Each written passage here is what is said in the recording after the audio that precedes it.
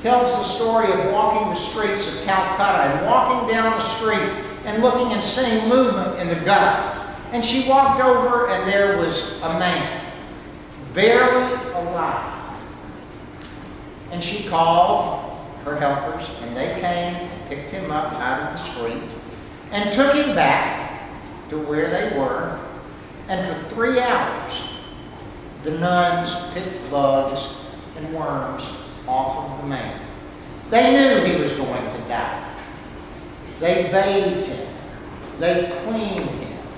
They gave him very simple food.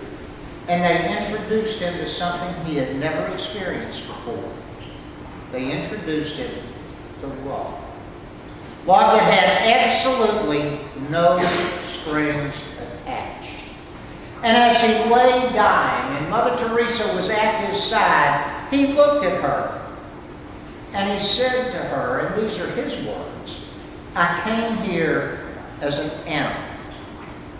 I leave knowing that I'm a child of God."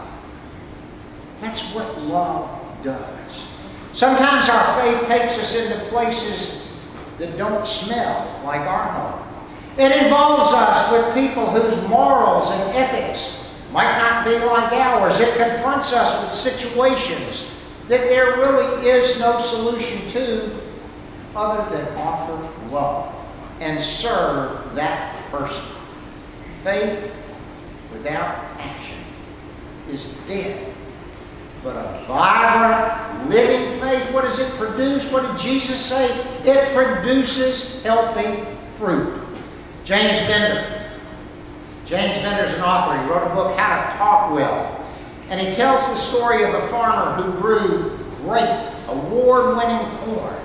And every year he entered his corn in the state fair, and every year, what did it win? A nice blue ribbon.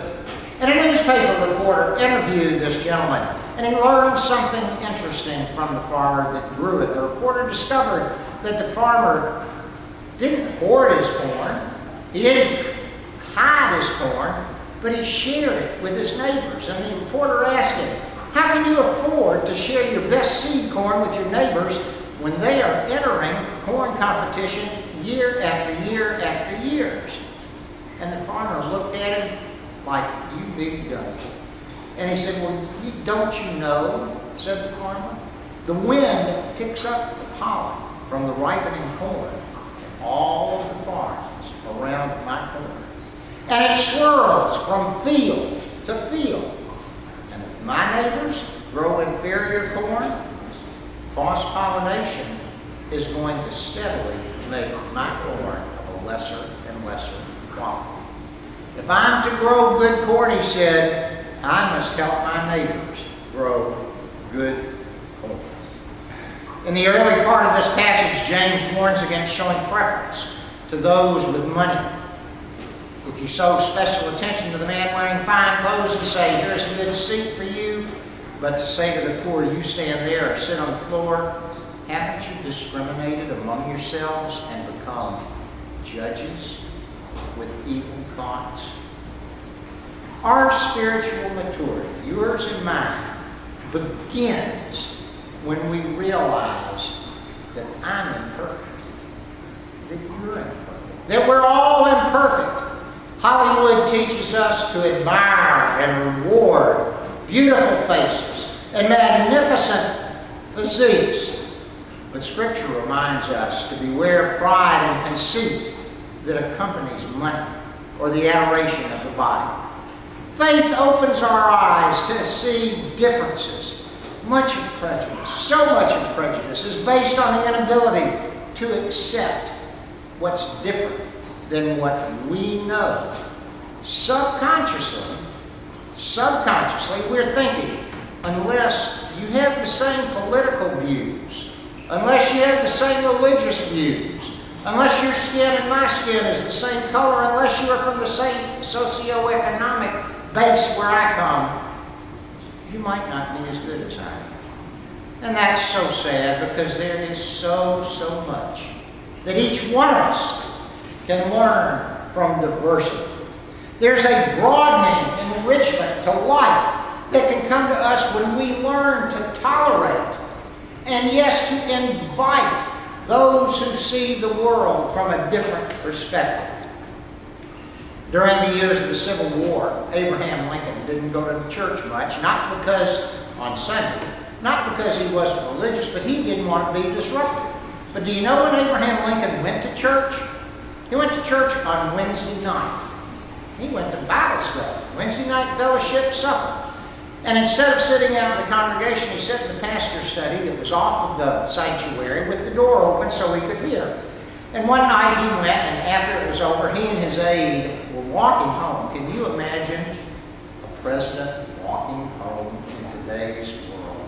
Anyway, they were walking home, and the aides asked the president what he thought. And Lincoln said, "It was well thought through, powerfully delivered, and very eloquent." "Oh," continued the aide, "you thought it was a great sermon?" "No," the president said. "It failed. It failed because Dr. Gurley, the pastor, did not ask us to do anything great." We're asked by James to do something. I leave you this morning with this challenge. What can we do this week great with our faith? Can we engage the people we run into, whether it's at Kroger or whether it's the mailman, whether it's the parking lot attendant, whether it's a waiter at the restaurant? Can we engage those people with a smile, with friendliness, with leaving them the message that we do care? Can we practice tolerance? Can we practice tolerance in our conversation with those whose values and opinions may be different from ours? Can we exercise patience? Can we listen?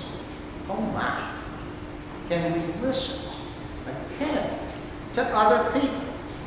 And can we recognize that our maturity as Christians begins with the realization that every one of us have sinned and fallen short of the glory of God. And yet, even with that knowledge, we've got other knowledge. God accepts us. You, the bread, the wine, you. That's who God loves. And that's who God gives responsibility to. So that leaves us right where we are. And as we get up this morning from our comfortable seats and surroundings, we need to take that love that God shows us, we need to take it out into the world, because the world, friends, needs it so desperately. So here's the good news. My message is over. Let's sing a hymn. Let's have a benediction. Let's have a short time of fellowship in here and go over there and grab a bite to eat. But as we go out, let's remember the world needs us. So my words to you are up and out. In the name of the Father, and of the Son, and of the Holy Spirit.